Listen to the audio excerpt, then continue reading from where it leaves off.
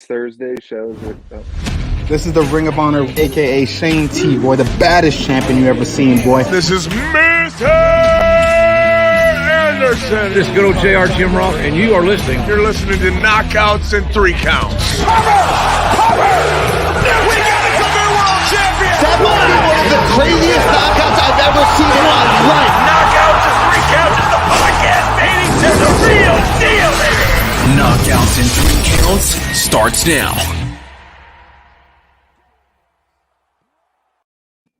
What up, no? It's Thursday, and you know what that means. This is Knockouts and Three Counts, and yeah, there's a lot of shit to talk about on the world of pro wrestling, and you know, seeing true love and romance play out as you super kick a motherfucker in the mouth.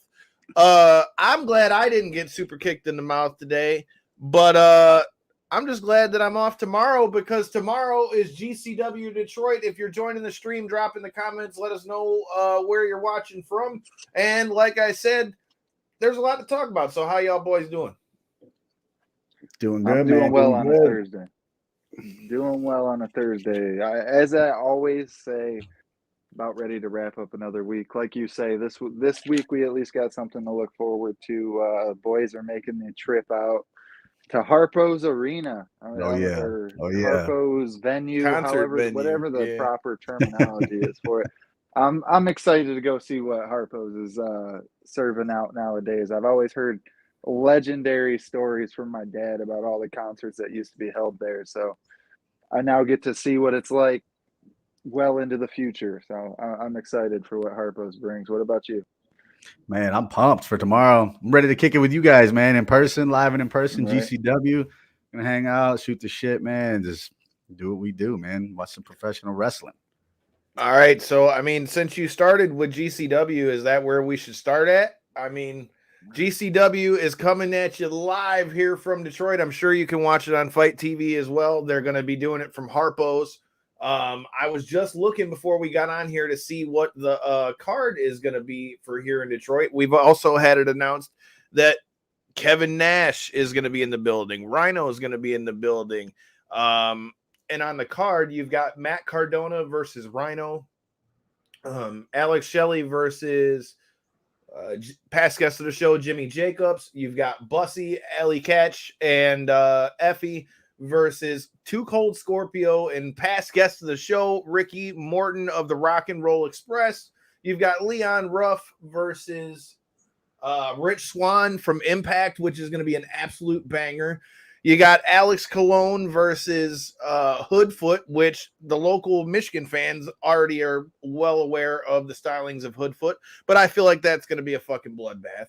Then you got Atticus versus Justice.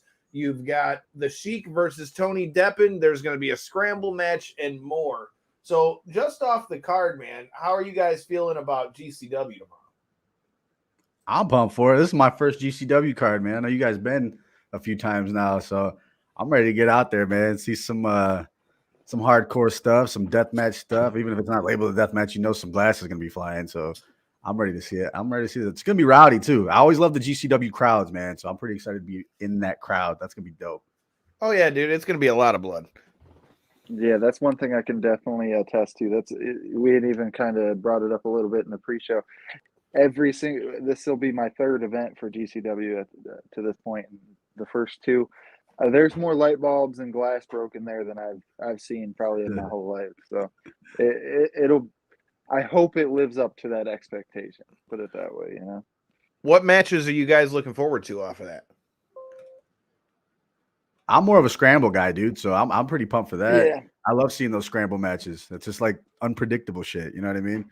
And then Cardona, I'll be honest, dude, I'm a Matt Cardona fan. I think the best thing he's ever done was leave WWE. Even though he had that good run and won the Intercontinental title, that's good for him. But ever since he left, dude, that dude has been on fire. So I'm pretty excited to see him. And then, of course, Rhino. Who doesn't want to see Rhino, right? That's what I was gonna say. That's the end that makes me most excited about that match. I feel like Cardona's good. He plays his role well for what he's doing in the GCW side. I mean, he was one of the biggest stars of 2021, dude. Point blank. Yeah. When when it comes to that match, though, I mean, how can you go against Rhino, especially in the hometown scenario and stuff? That'll be a fun one. But yeah, that scramble match. When you're talking a wrestling free for all, man, I mean, that's hard to argue with, right? Oh yeah. Like I said, man, there's a lot of good stuff on there. We got a lot of past guests on the show there, and maybe we can see if we can get some of these past guests back on with us again here soon. And maybe be bringing you guys some new guests. I mean, I heard that there's a French-Canadian Frankenstein that I got to get in touch with. Like I said, there's a lot to talk about in the world of wrestling. I'm definitely looking forward to GCW. I'm looking forward to going and checking out Harpo's. Like I said, this is going to be a damn good time. And the fact that I got it off work and I don't got to try to finagle my way to get there or act like I'm not there or none of that kind of shit. Not that I'm saying I've ever done such a thing, but like I said, I'm looking forward to being off, no strings attached. We're all well and good. And again, if you're at GCW, come on with it. Come say what's up, man. Like I said, I'm planning on being there. It's going to be a good time. Anybody who's there, like I said, reach out, shoot us a DM or something. Like I said, we'll definitely link up for GCW. All right. Well, I guess we should do you guys want to go in order or do you want to start with AEW next? However you want to do it, lead man. the way. All right. I agree with AEW.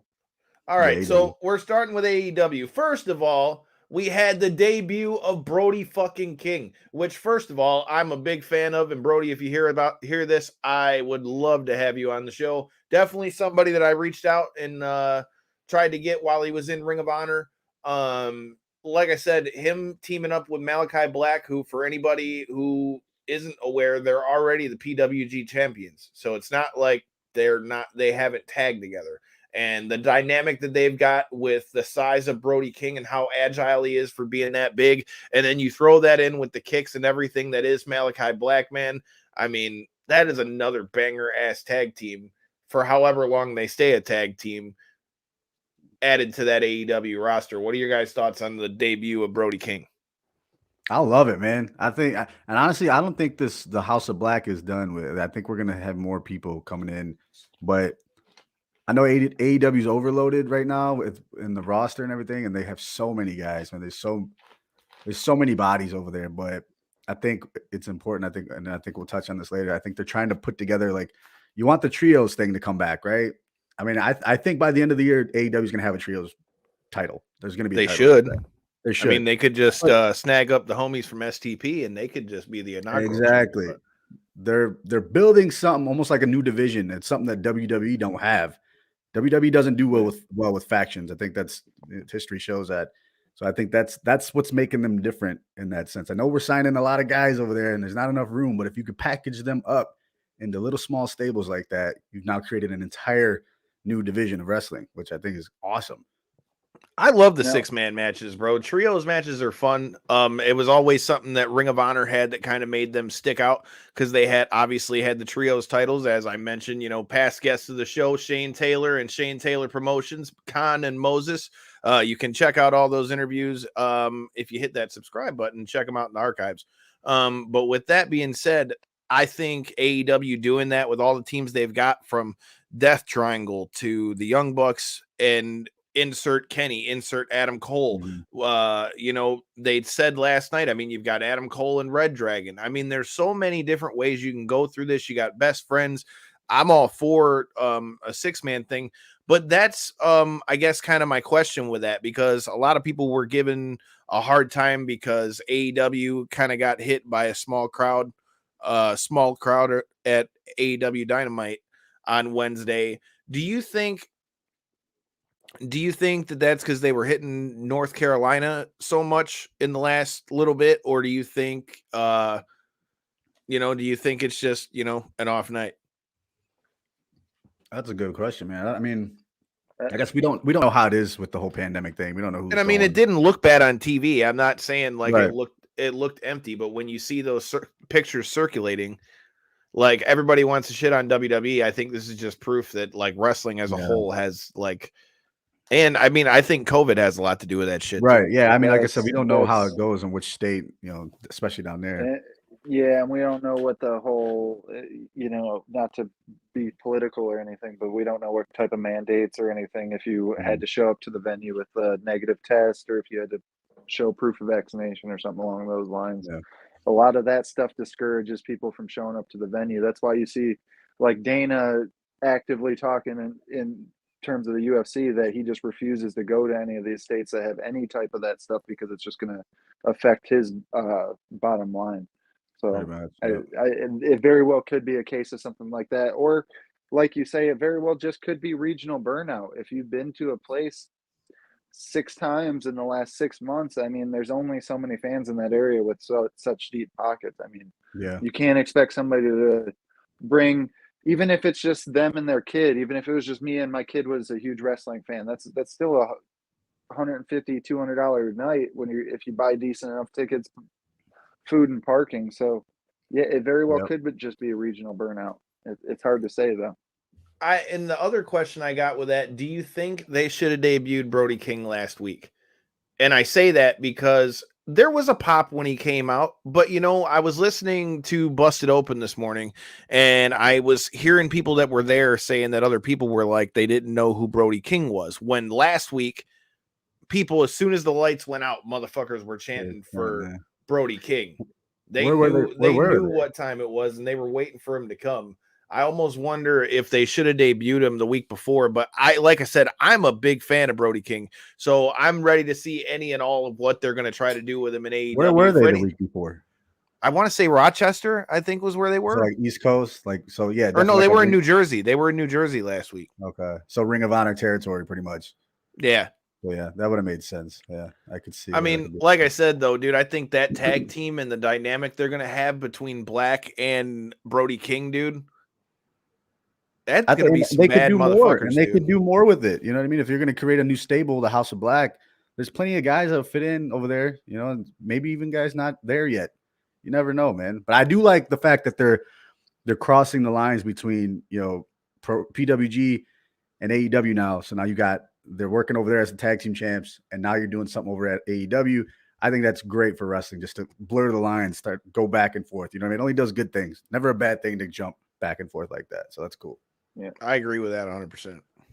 It helps out these smaller promotions and organizations so much. I mean, it really has to, right? To have one of your champions that you can say, hey, you can go see them on national level television, millions of views on your regular scheduled programming twice a week. And you can also see them come here and defend their belt.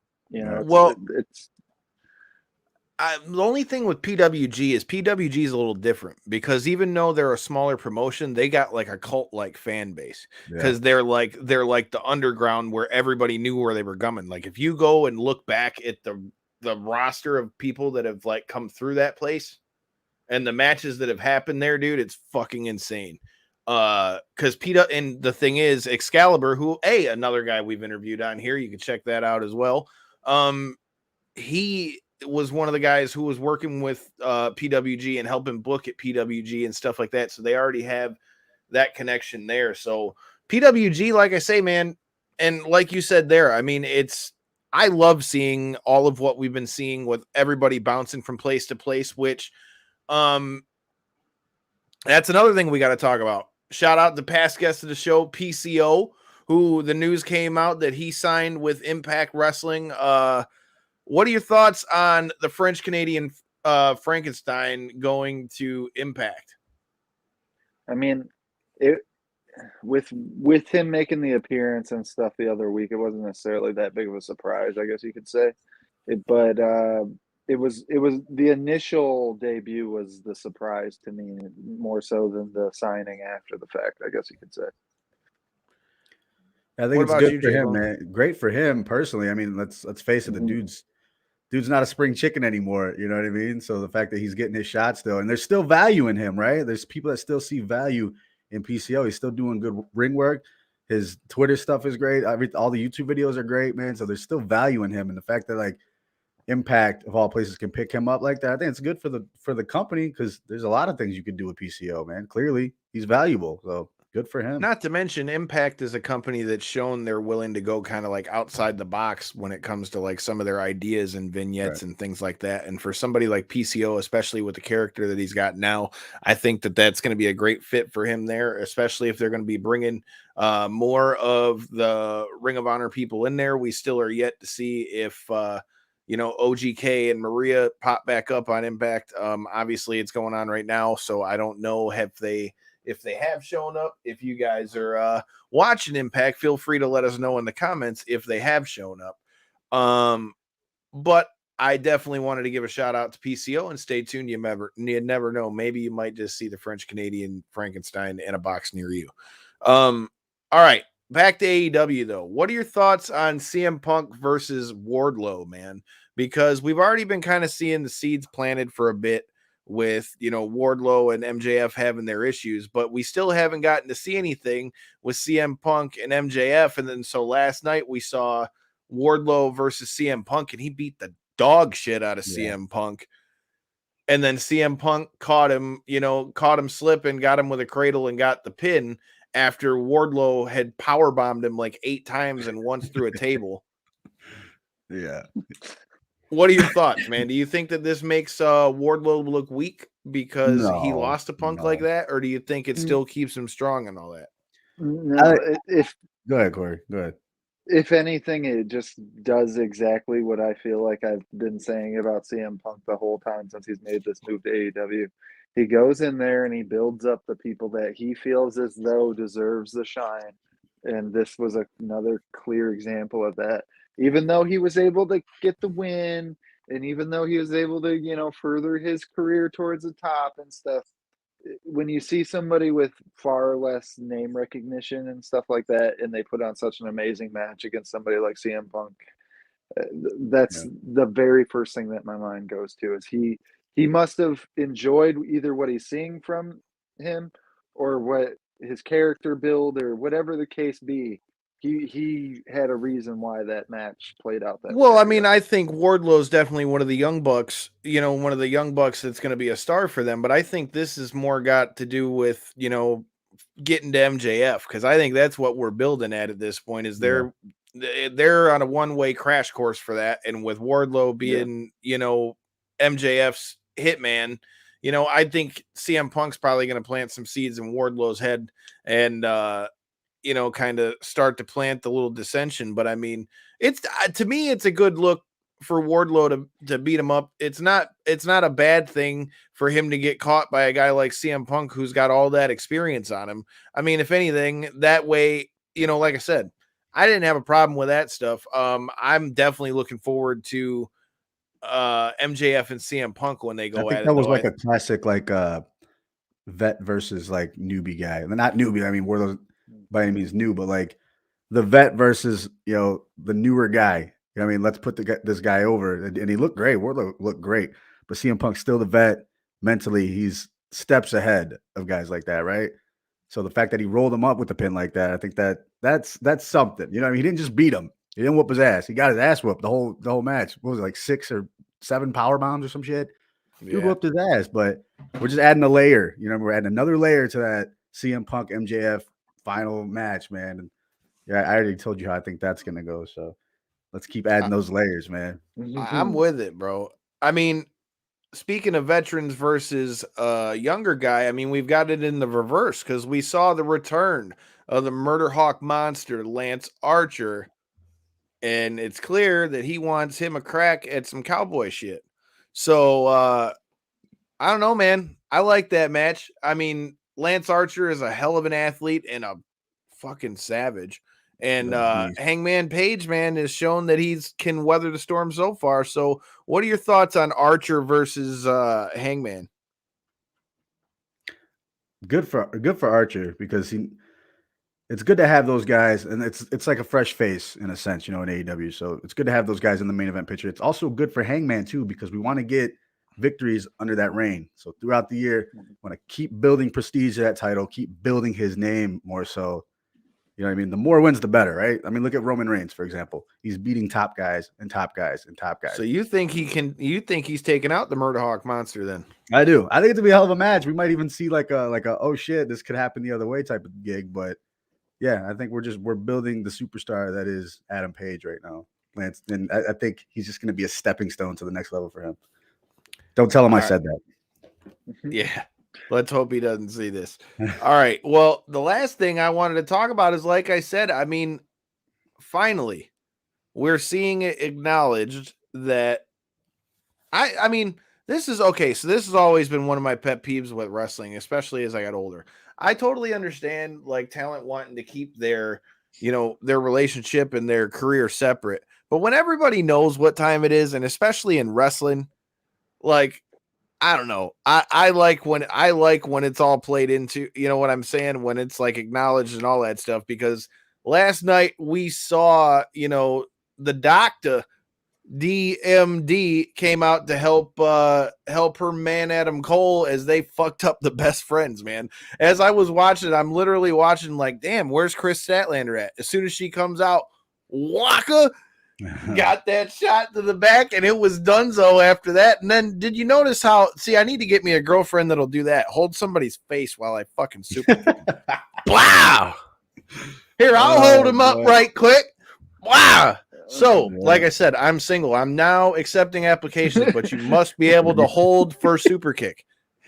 You got to have your form right?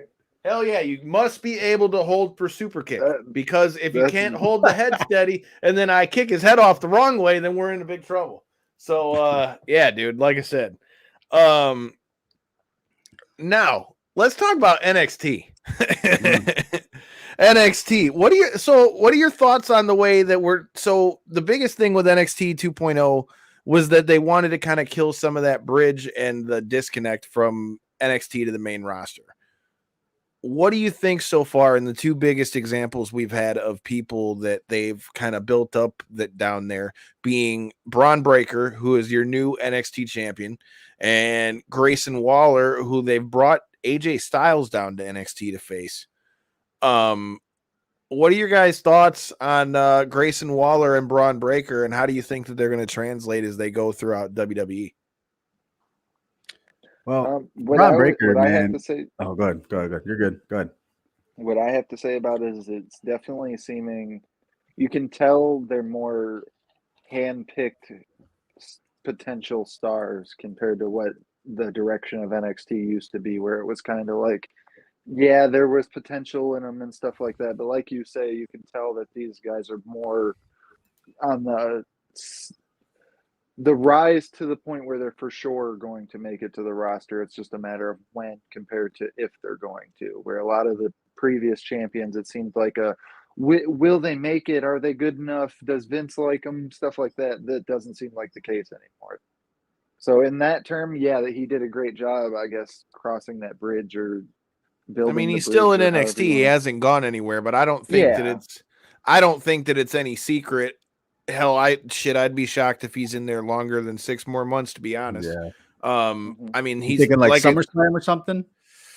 Yeah, maybe. I mean, dude, to be honest, I wouldn't be look, with the amount of people that they brought out that they let go on the roster at this point. Like, honestly, bro, I wouldn't be shocked if they brought him up quicker than that, for another new fresh face on Raw or SmackDown. That being said, I mean, we're going to talk a little bit more about that when we talk about the Royal Rumble. But yeah, man, do you think his spot for him in the Royal Rumble? So that's what I was going to say. I said when we were talking about it the other day, I mean, I really wouldn't be shocked if Braun Breaker shows up in the Royal Rumble. I really wouldn't. I think Braun Breaker, like I said, man, I think he's going to be a star for them. And that's the thing. Like, this dude he's still got things that he's picking up, but he's consistently getting better. And I think now that there won't be such a gap to bridge when they're going from the main roster or NXT to the main roster. I mean, I think Braun Breaker, if nothing changes, because you never know what's going to happen with WWE from day to day. Yeah. But I mean, if nothing changes, I don't see why he can't not be. And I mean, Grayson Waller, you can't not say the same thing. I mean, hell, they brought AJ Styles down to face him. You know, he showed up here in Detroit at Monday Night Raw. And I mean, let's be honest, if that's what they're going to do and they're going to finally start using like some of the stars on the main roster to, you know, help boost up these NXT guys and girls, I don't got a problem with it. So what are your thoughts on, you know, with Grayson Waller and all that stuff? I know we already talked about, will it bridge that gap? You know, what are your thoughts on those two so far? Well, see, my question is like, do you think it's like with especially Grayson Waller, him being the perfect example. So AJ coming down, do you think that's them trying to get the ratings over there for NXT back or something along those lines? Or do you think that is actually like, let's groom Grayson Waller because we've seen something in him? Like, do you think that's what it is? It could be one of the two, I guess. I mean, I think it's both. It don't got to be one of the two things. I mean, think about it. Obviously, like you said, AJ coming down there is going to bring them more ratings. Big time, But at the same time, I mean, let's face it. They've been doing this for at least 3 weeks or a month now. Right. But bringing Grayson Waller to Raw, I don't think is going to do anything for ratings. I think that's just going to I know that. I don't think that him going to Raw will do anything for their ratings. It might help with NXT. Like, oh shit, you don't know if they're going to show up. But what I mean is by bringing AJ to NXT, it'll bring eyes to NXT. And like you said, if it were like they just brought him in for like one match and there was nothing to it, like I would say that. But I mean, we've been going with this for 3 to 4 weeks now. So I mean, if they've got him working with AJ like that, clearly he's one of the guys that they're, you know, putting a little bit of stock into. Didn't they just bring in that LA Knight with that too, right? The other night, is that what happened? LA Knight, man. I don't trust that guy. I've been a big fan of LA Knight for a long time. I remember him when he was Eli Drake, but yeah, I thought he was going to turn in the War Games match, to be honest. But I did too. But I mean, I hope that he's another guy that I hope doesn't get lost in the shuffle because of, you know, they're basically seeming to get rid of everything that was the black and gold brand. So, I mean, I don't know. It's going to be interesting to see how that plays out. I mean, I guess that's as good. Go ahead. For Braun Breaker, though, I know Walter's coming, man. I hope they put together something with Walter. Yeah, dude, that'd be a That's banger. Gonna be huge. And that Hopefully that leads into like the WrestleMania weekend thing for NXT and all that. That'd be great to watch, man. That's gonna be huge. Walter's a freaking beast. Look, dude, if you got to fight Walter, just guard your nipples. That's all I'm saying. Guard your nipples. Right, guard your whole chestes, all of them. Your chestes. You got to guard all of them. You're going to have hamburger meat for a chest after you take it. Well, I mean, dude, that guy's got hands like frying pans, which if you follow us at those social medias in the bottom right-hand corner, I mean, you would see how big he is, and he makes me look like a fucking child. So yeah. Speaking of WWE, we got the Royal Rumble coming. There's a lot to talk about. You had something in particular you wanted to talk about. We now know that Johnny fucking Knoxville is gonna be in the Royal Rumble. What is your beef with Johnny Knoxville being in the Royal Rumble? I got no personal beef with Johnny Knoxville. Bullshit. I'm a Jackass fan. Always been a Jackass fan. That shit's hilarious. Good shit. A long time ago. This is today in WWE, man. As somebody who watches wrestling as much as I can, whatever. I'm childhood all the way to now. Wrestling is my shit, right? So you protect that shit. When you have a match like the Royal Rumble with that much prestige, that carries so much, you're bringing in the women's side, you're bringing in people out of the company back because everybody wants a shot. Everybody wants to go to the WrestleMania main event, right? That's what we're here for. You mean to tell me that fucking Johnny Knoxville may have a chance to do that? You're insulting my fucking intelligence, if you ask me. I'm not stupid. Even a 5-year-old is not going to be like, Johnny Knoxville, I hope he wins the Royal Rumble. Here's another point. We got this whole Royal Rumble thing coming up. When we're doing this little thing at the house, when we're watching the Royal Rumble and we're drawing numbers and shit, are you going to be okay if your number that you spent your hard-earned money on is Johnny Knoxville? Fuck it. YOLO. Hell no. Like, realistically, You played into it perfectly, right? We all know he's not going to end up being the one that wins, right? Like, Right. So we don't know waste my that. time with it. We do know that. That is very true. Could they have filled it potentially with a better slot? Maybe. Dude. Johnny Knoxville's that dog, though. It's going to be fun What to I'm see saying, him get his ass kicked by a couple of the top WWE stars in right. Royal Rumble setting. Now, here's two things. Kyle, I asked you this question earlier. I got thoughts on it. So 5 years from now, 10 years from now, are we going to be sitting here talking about, man, remember that time when Johnny Knoxville got in the Royal Rumble when he was in there for like 30 seconds, got tossed over the top rope? Hell yeah. What if he blows up the ring? That was so cool. What if he does really well? Because I do feel as though these I'll be even more pissed. The celebrity cameos in wrestling, especially, but when people do well, like when they exceed expectations, like I can't think of the dude's name. Bad Bunny. Yeah. Last year, like that was a serious talking point for a long time. He did good every time he was in there. I mean, not like I'm saying he was like superstar level, but I mean, for a celebrity to come in and just do that shit off the street, dude. And of all people, of all celebrities, definitely see Johnny Knoxville being but we're talking the Royal somewhat Rumble. trained in the arts of professional wrestling. We're talking the Royal Rumble, the most prestigious match in WWE, man. This means everything. You got look at so do you want my rebuttal now? You're insulting his intelligence. You remember the 92 Rumble? You mean Johnny Knoxville? I do remember the 92 Rumble. Now, do you want me to tell you why Johnny Knoxville in the Rumble is a good thing? Please.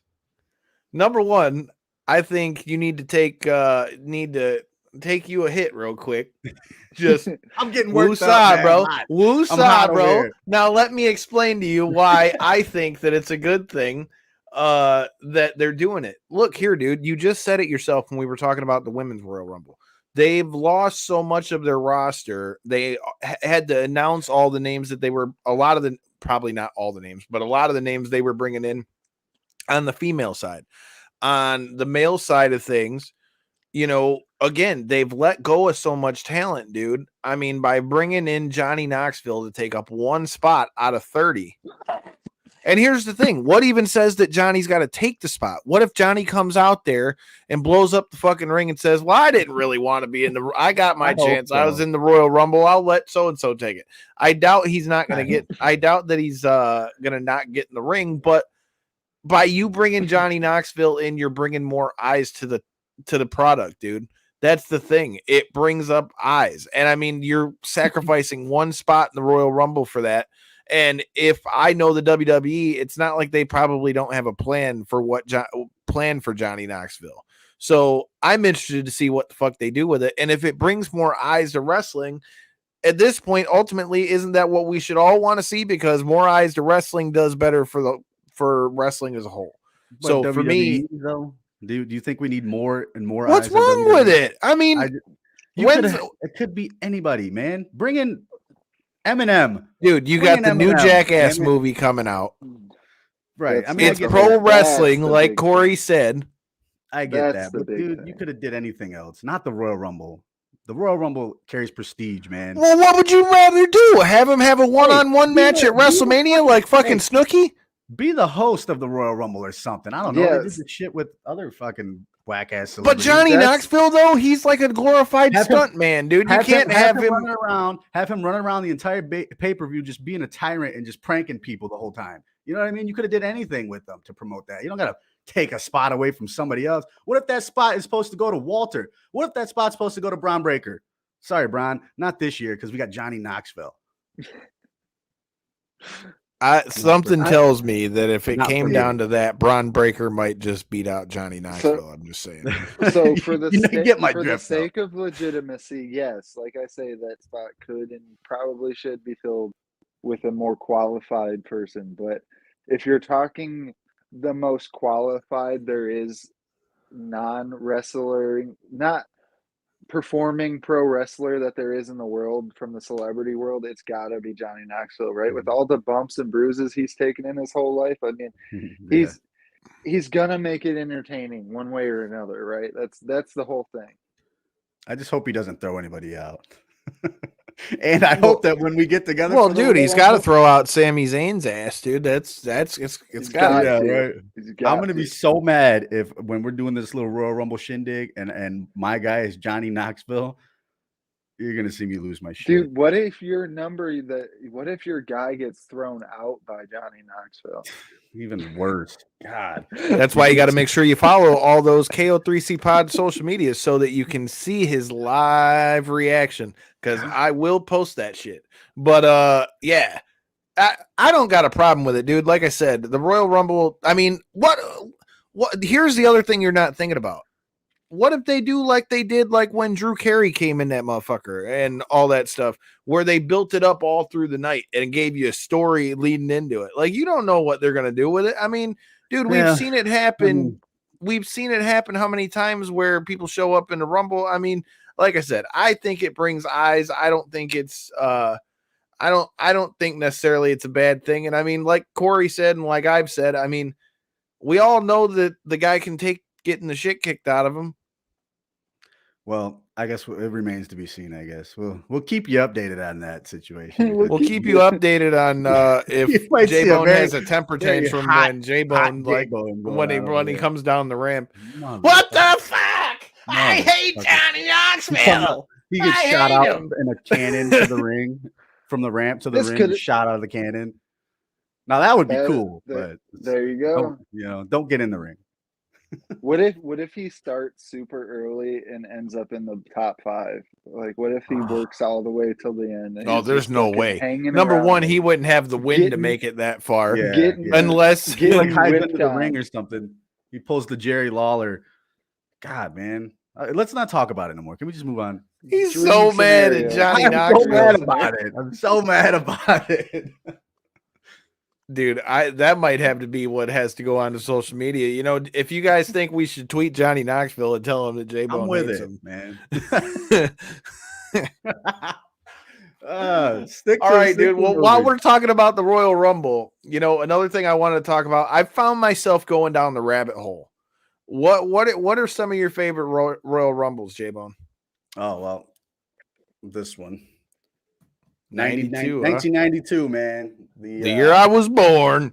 Best Royal Rumble of all time. Ric Flair starting at number 3, going all the way. The real world champion, taking it. The real world champion. There's that, man, and God, there's so many. Like I got one. What was it? 90. I want to say 96. You hold the best belt in pro wrestling. Another one for me was 96, dude. When Shawn Michaels kicked Diesel over the top to win it. The second year in a row, that was dope. And then, I mean, the list goes on and on. I could go back to Ultimate Warrior versus Hogan in 1991, was it? Where they had that standoff in the ring. That was fucking huge. Huge. So many for the Rumble, man. It's crazy. And out of all those, you didn't mention the one that I thought you would pick. Okay. Which one? Which one? All right. So one of my favorites by far has to be Royal Rumble 2000. With Cactus Jack versus Triple H, and then you had the debut at Taz versus Kurt Angle, where he choked out Kurt Angle, and then Kurt Angle weaseled his way into it being reversed as a disqualification because he choked him. And then you had the badass tables match between the Hardys and the Dudleys, dude, where Jeff Hardy jumped out of the fucking balcony at MSG on the yeah, dude, it was fucking insane. Or no, I take it back. He did. Yeah, he jumped off, but I think he missed that one too. So, like I said, that's always a favorite of mine. Right? Prestige in the Royal Rumble. These pay-per-views mean something. Not Johnny Knoxville's appearance. He's gonna have nightmares about Johnny Knoxville, bro. But hey, I guarantee you, next year we're talking about Johnny Knoxville at the Royal Rumble. I promise you that. He'll be sleeping tonight. Fuck you, Johnny Knoxville. Fuck you, Johnny Knoxville. No, I don't want Johnny Knoxville in the Royal Rumble. Would it have been all right? So I pose the question then: who would be your ideal Jackass cast member to be? He doesn't want any of them in there. None of them. I know that's the case, but I'm posing you a fictitious question. If I have to pick one, Wee Man. I mean, hell, they used to have the minis from Mexico in there. I don't know why he couldn't. Bring back Hornswoggle. Have Hell yeah. clear the Hornswoggle ring. was just wrestling here in Michigan like a week ago. Perfect Hornswoggle right here. and Give me the pedensal. Have Hornswoggle clear the ring, and in comes Wee Man face off. we might have to give me the pedensal be the next t-shirt. Yeah. One of the biggest Royal Rumble moments of all time. Wee Man versus Hornswoggle in the Rumble. Just kidding. Fuck that. All right. The other one that I was going to mention as far as favorite Royal Rumbles, though, for me, I was also a big fan of the 2001 Royal Rumble because they had the ladder match between Benoit and Jericho. You had Austin won the Rumble, and we all know that I'm a Stone Cold Mark. I don't give a fuck what you got to say because fuck you. Yeah, I liked and 98 was another one of my favorites. I remember watching that one as a kid. I remember them like all trying to get the bounty on Austin. So 98 was a cool one. Let's see. What was another one? 2009, because I was there when Randy Orton won Ring the Bell. So yeah, I got a few favorites in the old repertoire as far as the Royal Rumble, but I love watching those because you never know what's happening. I miss the fact that we can't do them at Bailey's anymore, man. I miss one of the biggest supporters of the show, Seth Johnson, who passed away. We always had the big Royal Rumble pots at Bailey's and stuff like that. So it's going to be good to get everybody around and watching the Royal Rumble. Shout out to our boy Ken Brass, who's headed down there to the Royal Rumble. My buddy Mitch is headed down there to the Royal Rumble, but I'm headed to WrestleMania. So I'm headed to WrestleMania. So, I mean, that's a good thing for starters. So, all right, we've talked about the Royal Rumble. Are there any surprises that you want to see in the Rumble, dude? I want to see some NXT guys, man. That's pretty much for me. I mean, I always love the surprise, like legends. You know what I mean? Like I liked when Diesel came back. That was dope as hell. Booker T. Hey, we're going to see him tomorrow. That's right. I love that kind of stuff, but more so now, like times have changed. So I'd love to see a couple of like Pete Dunne. I'd love to see Pete Dunne in the Rumble. Well, Walter, I mean, if what they've been saying is any indication, I mean, they said Ciampa and Pete Dunne have been working dark matches on SmackDown and stuff. So I mean, I wouldn't put that, put that past Ciampa. I'd love to see Ciampa even start the Rumble. Like what a way to get his name on the main roster. Start at number 1. No one will survive then, though, if you let him get all the way down to the end if you have to. You know what I mean? That's putting that stamp like, hey, I'm here. I'm on. Hey, I'm with it. I want to see some NXT guys and girls in there, but here's one for me. I feel like if we're gonna go this route like they're doing in the female Royal Rumble with having Mickie James back in the Royal Rumble, how come we can't see Moose in that motherfucker? I'd love to see it. I want to see Moose in the Royal Rumble. The other day, that tweet he sent out today about Roman Reigns, I'd love to see it. I want to see it. I'd love to see it. Moose has gotten in even better shape. He was already a big SOB. Now he's a big cut SOB. Mm-hmm. And, former Super Bowl champion. I mean, the dude is an absolute just freak athlete. I think it would be dope to see Moose in there. I think, you got Mickey in there. I mean, like I said, I just would like to see some Impact talent in the male Rumble too. You would think there will be with Mickie James being. Well, you'd like to hope so, but I mean, then again, I never thought that I'd see the day that they did that shit. So, I mean, I think if it wasn't Mickey, I don't know that we'd be seeing it. But then again, I mean, we'll see what it is. Because, I mean, like we were talking about on Tuesday, I mean, we saw that MLW is suing WWE saying that they tampered with contracts and, things like that. So, I mean, we're going to have to see how this plays out. But, I mean, if nothing else, it makes for a hell of an interesting way to the Royal Rumble. Like I said, I think that would be, if there were a surprise, I'd like to see that would be it. I'd like to see Moose or somebody else notable from Impact in the Rumble. We talked about Johnny Knoxville. What about Corey Graves, man? Yeah, the brother of our homie Sam Adonis is finally cleared. He's been at the commentary desk, I would argue, being probably like the best overall commentator they've had for the last long time. No disrespect to past guests of the show, Jimmy Smith. But I mean, dude, Graves has been an anchor from NXT to SmackDown to Raw. I mean, he's been great. And I was a fan of his when he was wrestling too. So I'm excited. I hope we see Corey Graves in the Rumble. There you go. That's another surprise I want. I want to see Corey Graves in a fucking Rumble. I'd be okay. Dude, I mean, like I said, you want to make it almost believable. At the same time, you do want wrestlers in the Royal Rumble. So, like, Corey Graves is perfect, man. Great surprise. I wish they would have kept it more of a surprise, but if it happened. But they didn't say he was in a Rumble. Right. They didn't. It's just been reported, and they didn't report anything. It's just been said that he's medically cleared. Yeah. I mean, it'd have been cooler to see him pop up in the Rumble than like, oh yeah, by the way, he's medically cleared. Cool shit. Yeah, so that doesn't mean that he's been back to, performing and practiced and feel as though he's ring ready either, Yeah, like they just said he's medically cleared, but I mean, shit, if they can get him in the ring, I'd love to see him in a Royal Rumble. Well, he had concussions, right? Is that what that was? Okay. Yep. He had problems with concussions. So, like I said, if it happens, I'm all for it. Hey, what if they do the whole commentary team? Remember that one year they did the entire commentary team? Michael Cole, Booker T, the King, I think it was. What if Byron got in there too? What if Jimmy Smith's in the Royal Rumble? Dude, I just want to see Jimmy. I want to see Jimmy Smith leg lock somebody real quick. Dude, what if he gets in there? McAfee in there? Yeah, dude. Let's go. See? I mean, shit. Patty Mac's already shown that he ain't scared of the wrestling ring. Hell yeah. There's Corey's surprise. Do you guys want to see, let's see Pat McAfee in the Royal Rumble. I'm all for it. But speaking of some shit that will have some overall WWE style trash talk to it, what are your guys' thoughts on this Masvidal versus Colby Covington fight? Because before I get your thoughts on it, here's something that I thought about today that would be very interesting. I mean, Colby Covington has lost to Usman twice at this point.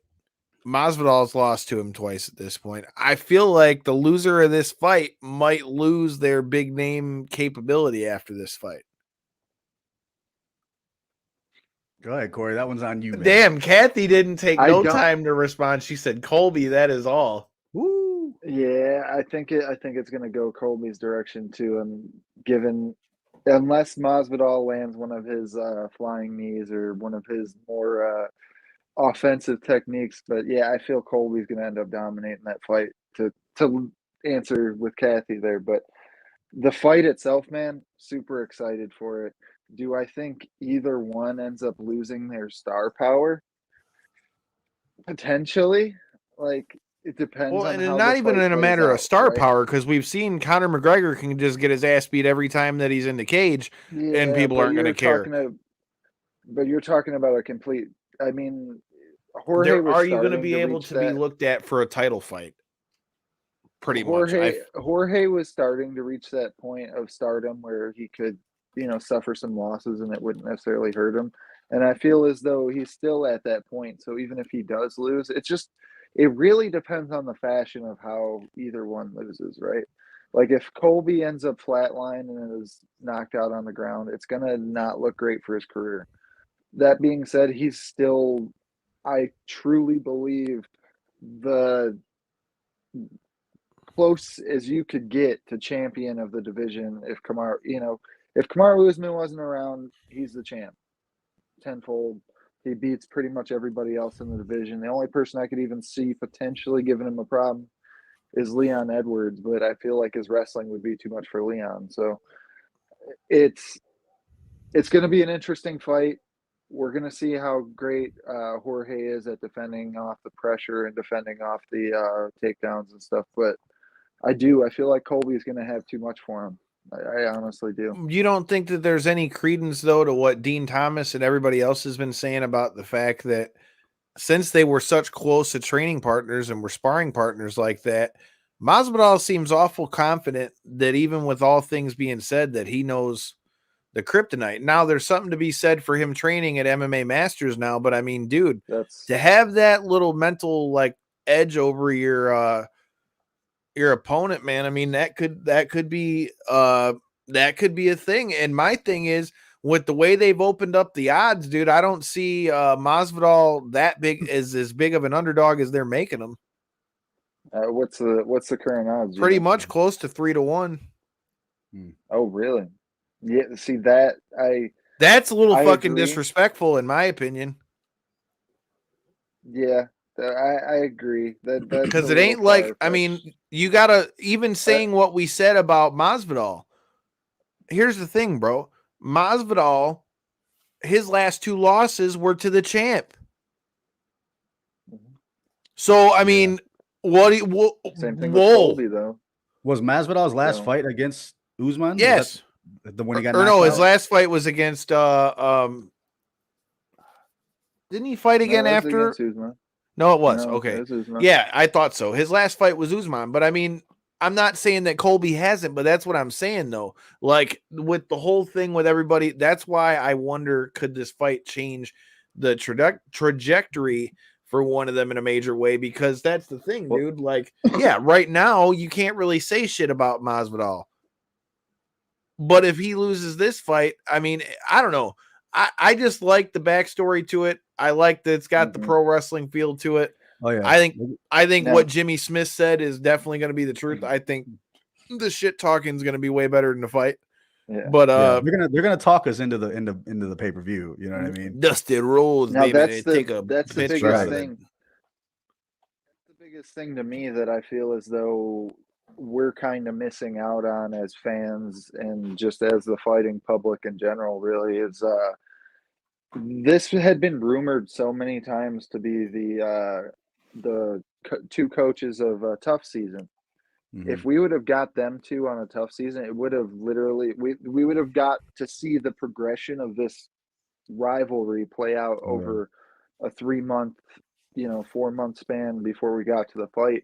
And I feel as though we're missing out on a real layer of shit, like that. Like you had said, Kyle, the entertainment leading up to the fight may even be better than the fight itself. So why not get the most out of that you can? And I feel like the tough season was like the perfect way to squeeze that lemon for everything it had, really, But maybe one of them didn't want to. Maybe it was just they wanted to fill that pay-per-view in March. I'm not quite sure, but either way, I'm super excited with the match. I just feel as though it's missing a bit of press conference going to be lit, dude. Zest. That press conference is going to have so many good points and there's snippets for shit. They're going to be taking verbal jabs the whole fucking time. Well, dude, not to mention, I mean, let's not forget, okay? So, yeah, you got the shit talking that's going to be good with it, but I mean, here's the thing. You add all the fact that they even got these 2 to sign a fight, right? That alone tells you, look, the fact that both of them are happy enough to fight, these motherfuckers are about to get paid. Yeah. Like if you even if it might not be all in the disclosed money, don't get it twisted. Especially with Masvidal, he ain't getting in the cage if he ain't getting paid, bro. So I think that paycheck's got a lot to do with this motherfucking fight too. Although I think that Masvidal would fight him regardless. Yeah, I don't think it's going to take much for him. Just look at how much, I guess, like air quotations, respect the UFC is showing both of these guys, though, by main eventing them on a pay-per-view. I know this fight has a ton of build-up and everything, and it kind of rightfully is so the front runner of a pay-per-view. It deserves that with the amount of build-up and everything that's gone into it, but the fact that we have a non-title match, they're not even talking about like putting that, BMF belt back up or nothing to try to even add like the velour of it being a title match or anything like that. They're just coming out and saying straight up, hey, 5 rounds, Colby Masvidal, like it shows that they know that their buying power is real. The last time they did this was Jorge and Nate Diaz, and it was a huge fight. It really was one of the biggest pay-per-views of that whole year. So I'm very curious to see if this one ends up living up to that, even with both of them coming off a loss to the current champion. Casual fans don't give a shit about that. Right. I I'm just know. ready to see a fight, I'm though. curious to see how much that impacts it.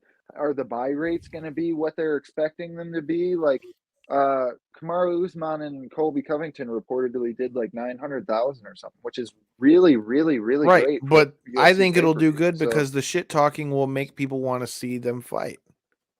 yeah, Especially once you get closer to the fight, the shit talking is what's going to make them want to see. What's going to make people want to see that fight, dude.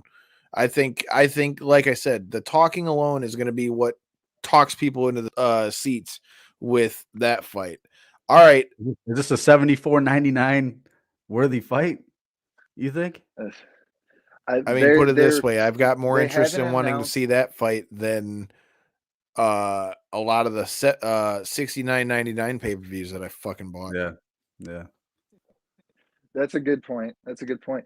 And they haven't there. I was seeing Ariel Hawani tweeting about this. They haven't announced an official co-main for that, and they're working on something. So whenever Ariel goes out of the way to tweet about something, it's usually like he did that actually when he initially announced, because this was supposed to be the Aljamain Sterling versus Jan, and who else? The Volk versus Holloway fight. That's what this pay-per-view was originally. He announced that those two fights were getting moved to April, and that's when the rumblings of this were starting to come out. So he was like, "Pay attention, something exciting, is coming, and this is what we got." So he said that not quite in the same terms, but he said they're working on something good for the co-main. So we'll see what that direction ends up going. I'm with you on that one, dude, because, I mean, let's be honest. Really, this card that we got coming up this weekend, I mean, really, like, the main event's okay, but the main event will be good, but, I mean, other than that, I mean, it's kind of It in this weekend's defense, it had quite a few, not like A-level fights or anything like that, but it had some good fights that had to get pulled out because of COVID and because of medical circumstances and stuff. So this one's impacted, but really, if you want to go pointing fingers or anything like that, really you should go looking at that pay-per-view that they have the following week, the Ngannou versus Gane fight. I mean, of course, you have a heavyweight main event that can always fit the bill for the most part, but you would think we would do something a little better than like what we're dealing with. The co-main in that fight, if I'm not mistaken, is Ilir Tapora and Charles Jourdain, which is like both of which are like not like top 10, not even top 5 145ers that don't even have a huge following yet. So like you're talking a co-main pay-per-view, you would think they could have done better. I'm a big fan of Jourdain, so if this makes its way to your ears, don't take that as an insult, but you got lucky with that position on the card, my dog. Hey man, fuck it. More power to him. But I mean, I don't know. Like I said, I think COVID bit a lot of that too, because that's another thing. Before we get off of this weekend's fight, do you think Chikadze wins, or who do you got? I think that's the smart money pick for sure. Like, I mean, he's the heavy favorite and stuff, so obviously not necessarily the money pick, because if you bet on him, don't expect to win a ton. But I feel like a lot of people are forgetting what Calvin Kattar did to work his way into that Max Holloway fight. Even though he didn't necessarily have his best showing, there could have been a ton of factors that went into that, man. And Max Holloway is Max fucking Holloway. So just because you didn't look great against him does not mean that you're not of the top echelon of the division. And we also seen from somebody like the likes of Brian Ortega, who did the same basic path as what we're seeing from Kattar, came off a significant loss from Holloway, didn't look the best, took a large time off. I mean, Brian Ortega took like a year and a half off. Kattar's coming in off like an 8 or 9 month break, which isn't quite as long, but that's a long time if he's able to really hone his skills in and not worry about focusing on opponents, trying to make weight and stuff like that. we could see a definite improvement in Cater's game, and Giga's just that dude, though. I feel like his kicks are going to eat up Calvin Cater is what I'm mostly worried about in this fight. But don't count Cater out is my point here. I go ahead, J-Bone. I like safe bet. I think is Chikadze. How you say it? Chikadze. How you say it? Yeah. I mean, from what I'm looking at, dude's won at least his past 5. The past 3 by TKO over Barbosa, Swanson, and Simmons. I mean, that's dude's active, man, and he's clearly did it in such an aggressive and just did these guys dirty. And like you're talking Edson Barbosa, that was supposed to be like a bang out war and stuff, and he barely even took any shots, honestly. And it was you're talking striker versus striker, and that's what we're dealing with again going into this main event. So I feel like Cater's best shot would be able to mix it up a little bit more going into this fight. But so for me, man, here's the thing that nobody's talking about. We also got to see if Cater left a piece of himself in the cage with Max Holloway. So I mean, that's the thing. Do I think that Cater's still capable of coming out and fighting like Cater can fight? Sure, but we got to see if what he's got when he gets cracked. That's kind of going to be the thing for me. For me, I think Chikadze gets this one done. I don't know that he finishes him, but I think that Chikadze is going to get the dub on this one. Well, I think the big thing going into this is that even if we didn't see the Max versus Cater performance, even if it was completely subtract that fight from his record, try to subtract it from your memory, and just take everything that Cater had done before that point and match him against the current Giga Chikadze, that's still a tough fight for him.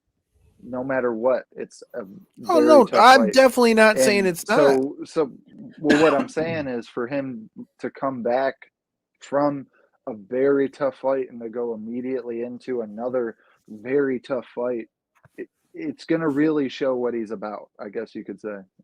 I agree. I mean, I think this is going to be the thing that either keeps Calvin Cater up at the top echelon, or is he going to start the slow roll down? I mean, I really kind of feel like that's where this fight ends up lining itself up. Well, speaking of that, who do you want to see Volk fight next, man? I mean, at first I was completely against it, but the more I hear it and the more people keep throwing it up there, I'll be honest with you. If he's not going to fight Korean Zombie, then hell, I wouldn't be mad if Henry Cejudo took that fucking fight. That was my first thing. I've said it from the beginning since Holloway pulled out. That's my number one replacement that I've wanted. I hinted. So to clear everybody up, I don't know if you're up to speed on it or not, but that fight's all but signed for April. Volk versus Zombie. So we already kind of know who's playing the replacement role. But with that being said, because I would still love to speculate about it, it really should have been Henry Cejudo. He's been calling for that shot for a long time now. He sat there, he watched Max go through his 2 fights, he watched Volk defend against Ortega. He's watched him play this amazing title defense run that he's got in front of him out. He's sat on the sidelines. He's done what he's done. He left as an active champion, which the UFC hates. I get it. Yeah. But you don't think he should have to fight one coming in though? Because what about a guy like Josh Emmett?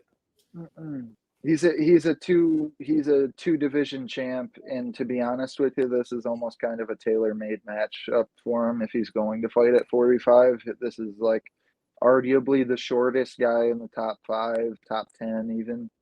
And he's the one holding the belt. You can jump in on short notice. He's been doing a ton of training. He's got Figueiredo in his gym. He's got John Jones in his gym. He's got a ton of fighters building their way up to either fights that they've got coming up in the next month or so on and so forth. So it was perfect timing. You had the fight fall out. You didn't necessarily have a clear number 2 contender. Like a lot of people were arguing, like you said, for Zombie. A lot of people were arguing for Josh Emmett. A lot of people were arguing for the, but realistically, nobody was a clear contender other than Max Holloway. And Max Holloway's out on injury supposedly for roughly about 7 months. So we're not going to just wait around for that match. So why not? And if you're Volk, right, he's the one that basically said, I want Zombie. He didn't even entertain the whole Henry Cejudo thing. Why wouldn't you want to be a former 2-division UFC champion, one that also held an Olympic gold medal? Like, those are huge accomplishments. I think really it's more got to do with the fact that Volk feels like Cejudo didn't earn the shot. So I feel like he doesn't want to fight him because he feels like he's getting to jump the line. But I think that, I mean, right? You know, I mean, I think that in my opinion, I feel like that's what it is. But I mean, like I said, I think. What about Volk versus Ortega again? I mean, that was arguably you can't give it to Ortega again after on he a got pullout though. On somebody getting injured, you don't think Ortega would step in to take that? I didn't say he wouldn't step. I didn't say he wouldn't step in, but I don't think he's the guy. If we're talking about Ortega, I think Emmett gets a shot before Ortega. Yeah, I think Emmett deserves one more. Coming back off the long injury. Emmett's the only one that hasn't had a shot at him yet, though. Yeah. Who else is there? Him and Zombie. Him and Zombie both are the only two that haven't necessarily had a shot. But I just feel as though, if you look at where Korean Zombie has been in his last couple fights and you compare those to where Josh Emmett has been in their streak and stuff that's coming into the potential matchup, I just feel like Josh Emmett's more deserving. I'm not necessarily surprised they didn't go that direction. Korean Zombie has a huge worldwide following. Everybody knows Korean Zombie. You know, most people don't even know his name, and he's so recognizable. Right. Chan Sung Jung is just that. Like, if I said it like that, people would be like, "Who's Chan?" No, Korean Zombie, and everybody knows who you're talking about. So, I get it in that direction, but I feel like Josh Emmett would have probably been a better fight too. So. All right. Well, the last one I got on the docket for this is, you know, it's something that I've been throwing around back and forth. I've heard it mentioned a few different places. Do you think if Francis Ngannou loses this fight, do you think the UFC tries to cut him? I mean, I don't know if you've seen the whole media post that circulated through the ESPN headlines and stuff earlier, but he's currently signed to an 8-fight contract, and he said he's not going to fight anymore under his current deal, even if he wins this one. He said that's it for my. And I don't know how that's going to work. I don't know contract stipulations if he's just talking he's going to fucking retire, which I really don't think is his intention there. But it's maybe it's school so me on weird, this, Corey. right? School me on this though. What's his what's his position on that? Why doesn't he want to fight under that? He feels as though he deserves more money. He wants to have a boxing stipulation in his contract. It's mostly a money thing, though. He wants to be way more active too. That's another big thing, and I can't blame him. I really can't. Like, how old is he? Going in, I think he's like 36 or some shit. 34 to 36, somewhere in that range. He's not at the twilight by any means, but he's reaching his, physical primes, and I agree. I mean, you can't let that guy go fight somewhere else though. If you're Dana White, there's no way you can let that guy go fight somewhere else right now. I feel like in my opinion, dude, at this point, I feel like Francis Ngannou has been one of the most disrespected champions in the fucking UFC. I mean, let's be honest, dude. That shit they pulled with Cyril Gane was absolute horse shit. So what happens if let's say he gets knocked out by a Gane? That's why I'm saying. So he's already saying that shit. What if they just cut him? That's why I asked the question. If somehow he loses, doesn't matter how he loses, whether it's a knockout, whether it's a decision, do you think the UFC tries to cut him? Because I think on some petty shit, I think they would. Ngannou's got a ton riding on this fight. Either way, win or lose, he's got Fury calling him out and stuff like that. That would be a Kathy says he's 35. fight to watch. 35. 35. So right in the, I was right there. You're right there though. Yeah. But so he could be on the backside of his Well, career, here's but- something to think about, though. With that being said, you already said that he wants to have the boxing clause in his thing, and Top Rank who is also affiliated with ESPN Plus, has already come out and said that they would promote Tyson Fury versus Ngannou in a boxing match. Then that's clearly what it comes down to. I mean, you're locked into an 8-fight deal. You have no wiggle room for any more money. And with the way things are going in boxing right now, I mean, you cut that one, sign something new, man. And now especially if you get to go to boxing to fight a world champ or potential world champ or anything like that, dude, you're making tons of money that way. As the UFC, right? They're gonna take their pinch out right off the top, and by pinch I mean probably 25%, so a fat ass pinch. So they got their money coming in off the match and off the pay-per-view and stuff like that. They're gonna get paid on that front. Their athlete's gonna be happy because he's gonna get to pursue something that he's always wanted to in the highest level of stardom that he's currently at. It's going to do nothing but build his star, whether he wins or loses. And we can see that with what happened between Conor and Floyd. Nobody said going into Conor's next match, oh, I don't want to see it because he lost to Floyd. No, people, if anything, just knew more of who Conor McGregor was. So I feel like it's him having 8 more fights at 35 years old, though. Do you see him even having 8 more fights? That's kind of a crazy fucking deal. If he fights, well, honestly, a lot of these UFC top level stars, when they get to that next level contract, they're one that's paying them like the $500,000 plus a fight. It is like a 6+ fight deal. Well, dude, you say that, but I mean, even Misha Tate just said on her show that she's only getting paid like $100,000 and $100,000 a fight. I mean, realistically, though, what's the time frame that you would fit in with training camp, healing, suspension, medical suspension, all that? How do you fit in 8 fights in how many years? How many years? That's not in a year. That would probably be like 8 fights in what? Like you would in the span of what? That'd probably be about another 4 years. At 39 now, he's at 35. I'm saying 4 years from now, that he'll would be 39 years old. That's doable. That's definitely at heavyweight. It's doable. Yeah. Any other weight class, no, because I mean, look at how many guys who have been able to come out and be champion. Hell, Brock wasn't a spring chicken when he won the title either. Right. I wouldn't say any other division because there's tons of standouts, right? Like you can point towards like the what other division can you think of where there's been that many older champions?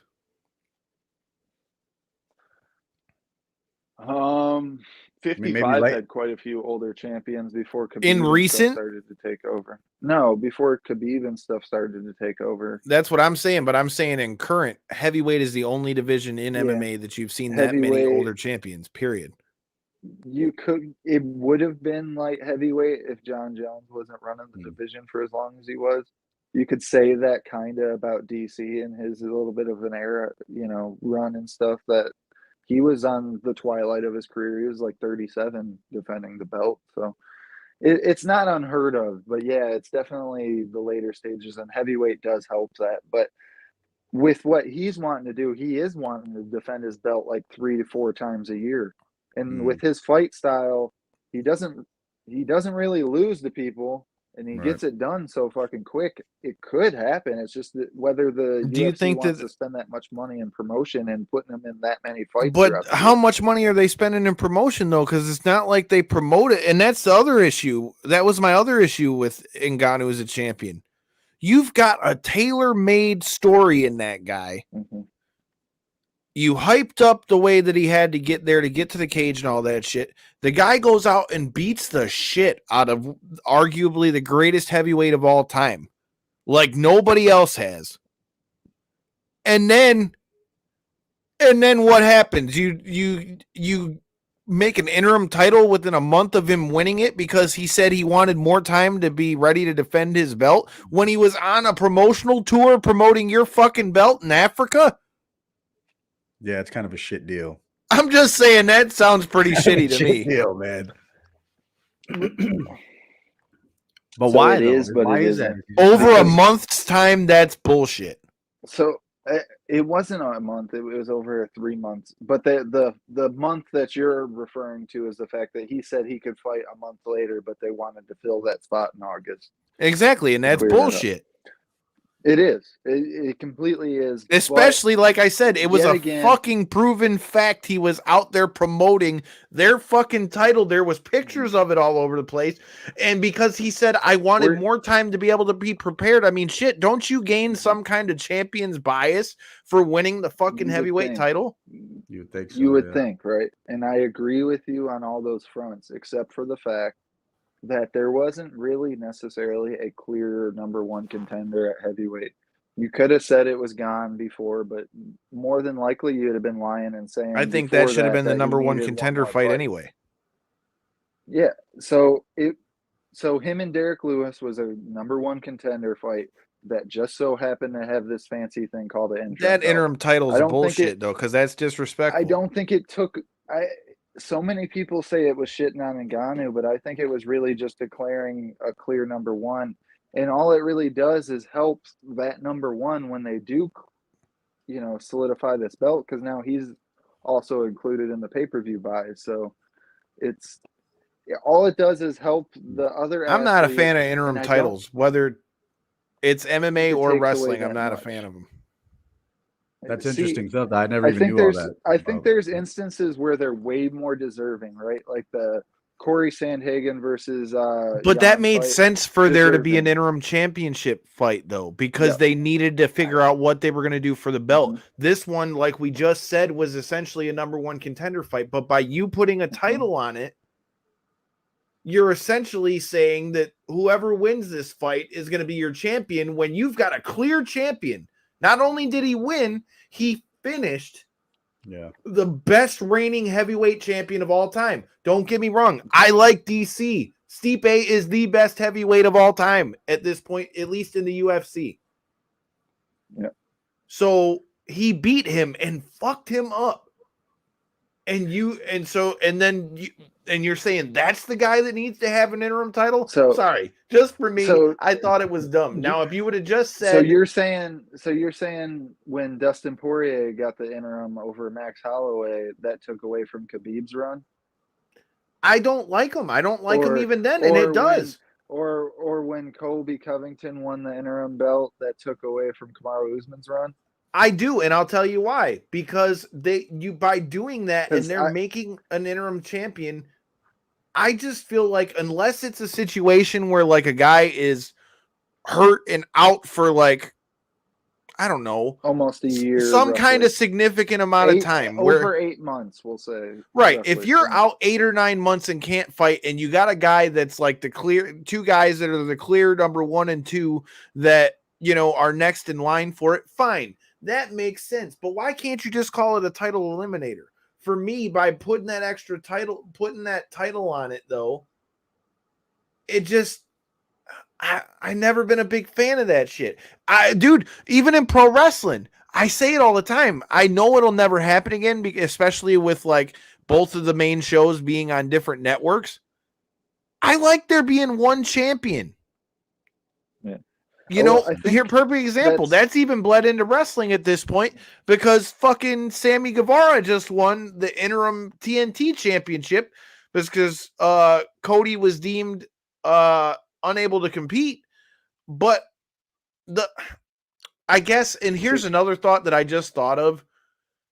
I got a feeling that we might end up seeing a lot more interim championships purely for the fact with everything that's going on with fucking COVID.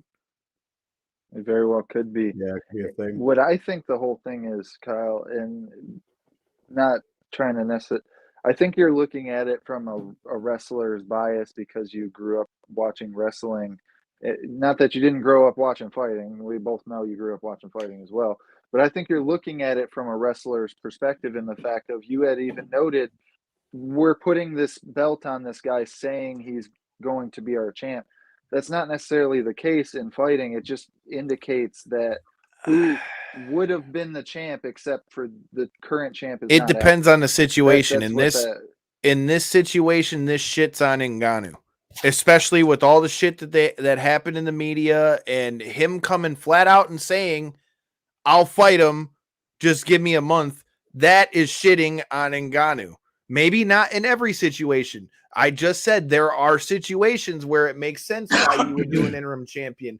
Or like when you have, okay, even in the wrestling sense, even if they would have done an say Brock didn't win the title, okay, and because Roman had COVID, you know, with him having leukemia and he had to be out for whatever, that would make sense. I think when it's somebody that you have a clear champion, like in the case of an Ngannou, I do feel it's disrespectful, especially with it being Cyril Gane and the fact that Cyril Gane is training with his old camp. It was kind of like story for sure. It looks like a fuck you from the UFC. Just saying. Well, I'll tell you what, you guys just talked me right into buying this fight. I'm gonna be watching this one close now. Doesn't it also just kind of build into the allure of Ngannou if he's able to then beat a interim champion? Oh hell yeah! If Ngannou goes in there and whips his ass, like, dude. If Ngannou goes in there and whips his ass, for sure, it adds to Ngannou's thing. And I would even go as far as to say this: if Ngannou goes in there and wins decisively against Gane, dude, he could essentially walk up to Dana White and be like, "Fuck you," and there's nothing he can do about it. Because now, what are you gonna do? You can't jump over him. There's no one else that you can put up there that you can say deserves a title more than him. And the next fight that you've got lined up, either it being Tai Tuivasa or Derek Lewis, I mean, either way, I'm sorry, I like Ngannou in those matchups too. Insert Brock Lesnar. No, insert Stipe versus John Jones. That's the matchup. That's what we need, man. That's the matchup heavyweight. We need that to happen. Hey, man, like I said, I'm down to see John Jones at heavyweight. I'm down to see John Jones just in a cage in general. But, I mean, I don't know. I think for now we've covered most of the stuff that's going on in the wrestling and MMA sphere of things. Like I said, we will be live and in living fucking color at GCW in Detroit at Harpo's. Like I said, if you see us, come say what's up. Make sure you hit the subscribe button if you haven't already done that. And, make sure you stay tuned because you never know just who might end up in that box come Tuesday. If Knoxville is in the Rumble, J-Bone wants in the Rumble. J-Bone in the Rumble. Hell yeah. Put J-Bone in the Rumble. If Knoxville Why are you hating on Johnny Knoxville? You know, if Knoxville can do it, I can do it. I'm just gonna say, with that guy being a stunt devil, dude, like a stunt guy, like, I mean, I'm sure the guy can probably take a pretty good ass whooping. So you better be ready. I'd really be hot on the next fucking show after Knoxville. You remember what Butterbean did to him back in the day, right? Oh God. Well, who knows? Maybe Butterbean might be the next guy or girl in that box. But until next time and in the in-between time, if you're at GCW Detroit, don't let you get Butterbean. Peace.